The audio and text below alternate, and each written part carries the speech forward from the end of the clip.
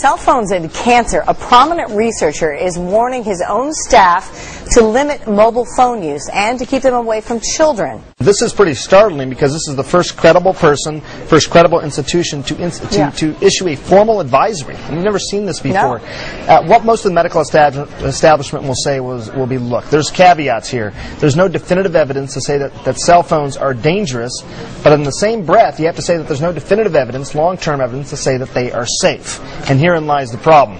The advisory is specifically also targeting children, saying they have smaller heads, they have softer brains, that radiation can penetrate more easily. Again, sounds good, but there's no evidence to sort of support that.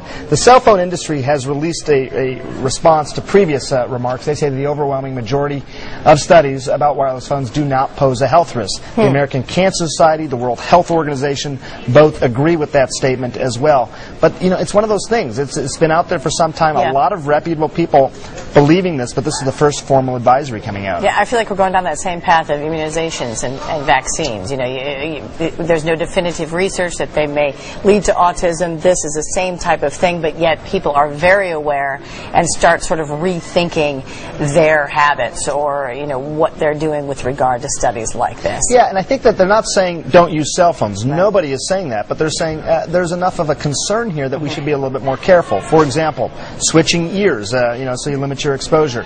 Not sleeping it underneath your pillow, like so many journalists. Who does that? Well, really? you know, just in case you get called in the middle of the night, you're worried about that. Limiting your overall cellular minutes, using a wired headset. You know that I do that quite a bit. Yep. Putting time limits on children, text messaging. There's all sorts of different things that they're offering specific sort of options for people who might be worried about this. Yeah, and I'm just saying, use the nightstand. Don't put the phone underneath the bed. Right. I mean, well, if you have it on vibrate, right though, you may not hear it. You know, so it's just make it ring. I've gone through this whole. I know. That's why I'm But then my wife yells at me. It's a thing. I'm just trying to save you from Rebecca. But she yells at me for other things as well. So. Let's stay on track, though. There was also something in this study, was there not, about special precautions if you're pregnant? Yeah, and so for the same reasons we talk about children, an unborn fetus could actually be exposed to this, what is called non-ionizing radio frequency. That's the precise name for what a cell phone gives off. And, you know, they say with pregnant women they should be especially cautious about this. And again, it may not be so much holding it to your ear as putting it in your pocket. Yeah. If you think about this as a electromagnetic radiation generator, how would you treat it any differently? That's sort of the point of this advisory. Maybe you wouldn't put it in your front pocket. Maybe you put it in a bag instead. You'd use an earpiece. You'd limit your time. Very, very quickly. Cell phones have been around for a long time. Wouldn't we know by now?